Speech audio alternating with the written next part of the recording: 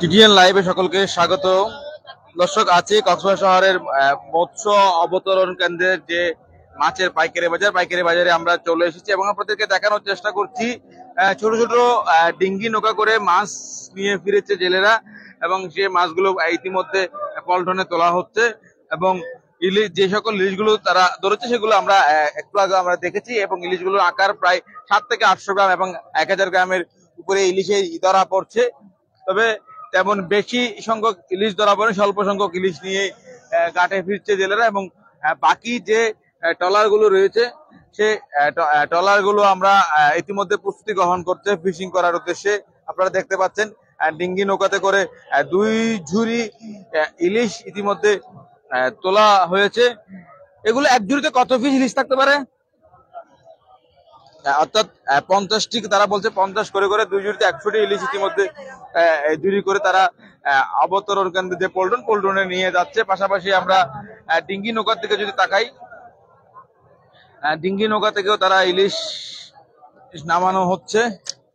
ইলিশ নয়, ইলিশের পাশাপাশি নানা প্রজাতির সামুদ্রিক মাছ আসলে নামানো হচ্ছে অবতরণ কেন্দ্রের ঘাটে এবং এই ইলিশগুলো মূলত বড় একটি ফিশিং ট্রলারে ধরা হয়েছিল। সেই ফিশিং ট্রলারটি এখানে জায়গা সংকটের কারণে এখানে আসতে পারছে না, সেগুলো তারা ছোট ছোট ডিঙ্গি নৌকা করে এখানে পারাপার করে নিয়ে আসছে পল্টনে। এবং সকাল থেকে আসলে আপনারা তো এখানে ছিলেন, সকালে মাছ কেমন দেখেছেন?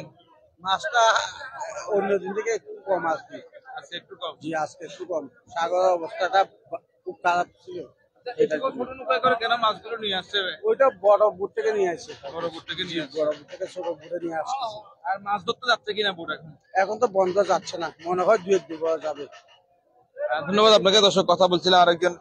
দর্শক, ইলিশের আকার গুলো দেখলে আপনারা বুঝতে পারবেন এগুলো প্রতিটি ইলিশ 7 থেকে 800 গ্রাম 1000 গ্রাম ওজনের ইলিশে ধরা পড়ছে। ছোট ইলিশের সংখ্যা একেবারে কম, তবে বাজারে আমরা দেখতে পাই ছোট ইলিশের দাম বড় ইলিশের চাইতে বেশি রয়েছে। আর যেহেতু ছোট ইলিশের চাহিদা বেশি, কারণ একটি বড় ইলিশ ক্রয় করতে মানুষের গুনতে হয় 2000 টাকার উপরে। সেই হিসেবে যারা স্বল্প আয়ের মানুষ তাদের পক্ষে একটা বড় আকারের ইলিশ ক্রয় করা সম্ভব না। সে কারণে ছোট ইলিশের চাহিদা বেশি হওয়ার কারণে দামটা অনেক বেশি রয়েছে, আমরা সেটা দেখতে পেয়েছি। দর্শক, আমরা আপনাদেরকে দেখানোর চেষ্টা করছি পুরো পল্টনের সার্বিক পরিস্থিতি কেমন চলছে।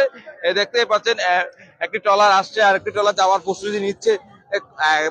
মোটামুটি যদি বৈরী আবহাওয়া এবং বৃষ্টি কমে যায় তাহলে সাগরে হাজার হাজার ইলিশ ধরা পড়বে বলে আশাবাদী জেলেরা। এই একটা ঝুড়িতে কয়টা ইলিশ থাকবে? একটা ঝুড়িতে ইলিশ কয়টা থাকতে পারে? 50টা। দর্শক, আবারও ছোট ছোট আকারের ইলিশ হলে তারা বলছেন এক ঝুড়িতে 100টার মতো ইলিশ থাকতে পারে। আবার বড় হওয়ার কারণে ইলিশ একটা ঝুড়িতে 50টির মতো ইলিশ হচ্ছে। আমরা ইলিশের পাশাপাশি অন্যান্য মাছও আমরা দেখতে পাচ্ছি। আমরা আরেকটি আমরা একটু দর্শক, ইতিমধ্যে বৃষ্টি শুরু হয়ে গিয়েছে, মানুষের তাড়াহুড়া বৃদ্ধি পেয়েছে।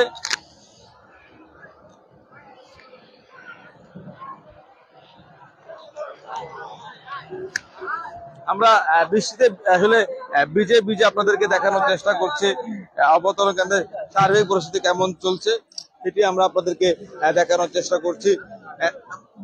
বলতে গেলে অবতরণ কেন্দ্র জুড়ে মাছে মাছে যে ভরপুর থাকার কথা এই সময়ে তেমনটা কিন্তু নেই, কারণ বৈরী আবহাওয়ার কারণে, ভারী বর্ষণের কারণে জীবনের নিরাপত্তার কথা চিন্তা করে ফিশিং ট্রলার গুলো মাছ আহরণ করতে গেছে, তারাও ফিরে এসেছে।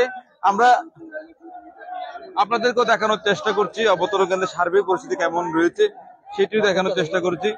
আমরা ইলিশের পাশাপাশি এখানে পোয়া মাছ, কালোচান্দা মাছ, চিংড়ি মাছও দেখেছি, তবে প্রতিটি জাতের মাছ স্বল্প সংখ্যক সেটি আমরা দেখতে পেয়েছি।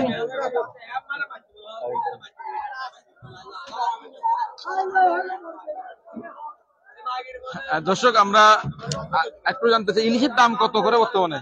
বড়টা 1200 টাকা, ছোটটা একটু কম আর কি, 800, 900, 1000 টাকা এভাবে করে বিক্রি করতেছে। বড়টা বড় দাম। আমরা 1400 থেকে 1500 টাকাও দেখেছি। জি জি জি। ওগুলো যারা নাকি পাইকারি বিক্রি করতেছে ওরা বিক্রি করে, কিন্তু এখানে বিক্রি হতে 1200 টাকা করে হয় আর কি। যারা বিক্রি করে এখানে ওরা আর কি 1200, 1400, 1500 বিক্রি করতেছে। ধন্যবাদ আপনাকে। দর্শক, কথা বলছিলাম আরেকজন এখানকার কর্মরত একজনের সাথে। দর্শক এতক্ষণ সাথে থাকার জন্য আপনাদেরকে অসংখ্য ধন্যবাদ।